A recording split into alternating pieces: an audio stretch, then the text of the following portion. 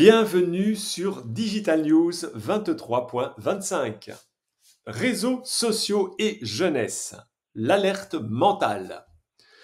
Les chiffres parlent d'eux-mêmes.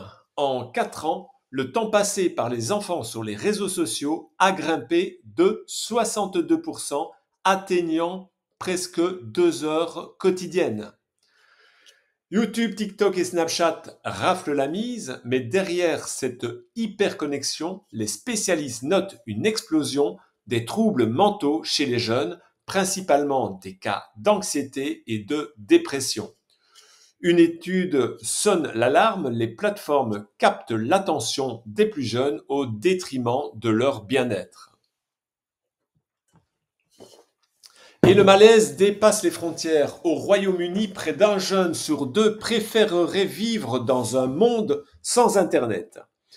Fatigue numérique, pression sociale, perte de sommeil, les digital natives rêvent paradoxalement d'un monde plus simple. Même constat en France où 52% des 18-24 ans expriment ce désir de déconnexion. Une génération en ligne, mais nostalgique d'un monde plus authentique. Le web change de visage. L'ère post-page commence. L'IA générative s'impose comme l'interface dominante de la recherche en ligne. Google avec AI Overview, OpenAI avec ChatGPT ou encore Perplexity propose des réponses synthétiques sans renvoyer aux pages sources. Résultat, les clics diminuent, les éditeurs s'inquiètent et le modèle économique du web tremble. L'information devient conversationnelle, mais au prix d'une opacité croissante sur les sources. Une transformation radicale qui questionne l'avenir des contenus originaux. Avec cette redéfinition des usages, l'Europe tente de reprendre la main. L'Institut Montaigne vient de publier 33 mesures pour renforcer la souveraineté numérique du continent. Cloud, intelligence artificielle, télécom, cybersécurité, tous les fronts sont concernés. Parmi les propositions, un fonds de 20 milliards d'euros pour soutenir les startups stratégiques et un Buy European Tech Act pour favoriser les achats locaux. L'ambition, se libérer de la dépendance aux géants américains et chinois. D'autres géants sont en mouvement entre IA, design et robotique. OpenAI frappe fort avec GPT-4o et le rachat de la start-up Love From, fondée par Johnny Ive, l'ancien designer star d'Apple. Objectif, concevoir un appareil révolutionnaire pour interagir naturellement avec l'intelligence artificielle.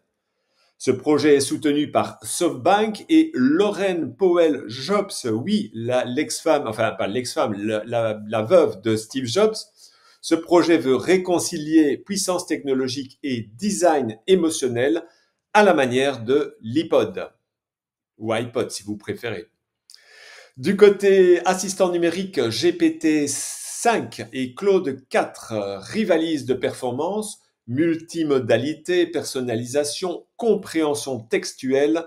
L'intelligence artificielle devient un partenaire du quotidien, que ce soit pour travailler, apprendre ou même passer des entretiens d'embauche, comme le propose déjà Anthropic, c'est-à-dire Perplexity. En parallèle, l'intelligence artificielle s'invite aussi dans la médecine. Google Health AI peut désormais identifier organes et tumeurs sur des scanners en quelques minutes, réduisant drastiquement le temps de traitement, un bouleversement pour l'écologie où chaque minute compte. La guerre des super apps et l'essor des robots intelligents à présent. Elon Musk lance X-Chat pour rivaliser avec WhatsApp et prépare X-Payment avec un chatbot maison. Telegram, de son côté, s'apprête à intégrer Grok, l'IA de xAI. La messagerie devient un nouvel Eldorado pour les intelligences artificielles conversationnelles. Mais la frontière entre le virtuel et le réel s'efface de plus en plus. Google intègre Gemini dans la robotique pour donner aux machines la capacité d'agir dans le monde réel. Boston Dynamics dévoile Athena, un système de perception visuelle inspiré de l'œil humain. Atlas, le robot humanoïde Youday, j'y arrive à le dire, commence à travailler dans les usines tandis que Tesla impressionne avec un Optimus qui plie du linge. Même la France illustre. Pollen Robotics sort Richie 2, un robot open source à vocation pédagogique, une vision plus ouverte et collaborative de la robotique en opposition aux mastodontes industriels. En Chine, l'État parie massivement sur les humanoïdes pour propulser la prochaine révolution industrielle. Une alerte vient de l'intérieur même de l'industrie. Certains modèles d'IA seraient volontairement bridés par manque de mémoire contextuelle pour préserver la rentabilité. Une révélation troublante qui remet en question les choix stratégiques des géants de la tech. À l'inverse, Mistral AI, la pépite française, joue la carte de la transparence avec une API ouverte pour créer ses propres agents IA. Une démarche alignée avec celle de DeepSeek VL, une IA multimodale open source chinoise qui rivalise avec les meilleurs modèles propriétaires.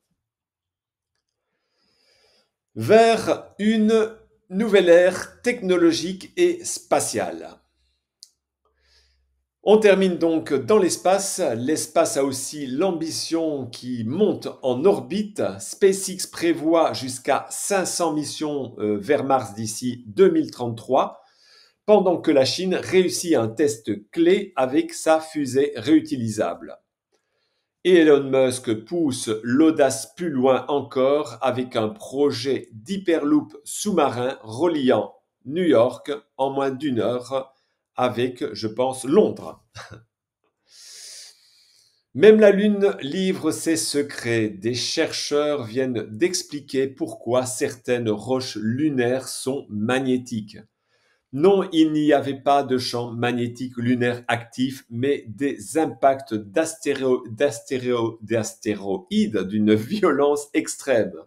Une découverte fascinante qui réécrit l'histoire géologique de notre satellite. Rendez-vous dans ma bio pour en savoir plus. À la semaine prochaine pour une nouvelle revue de presse digitale. Je vous remercie.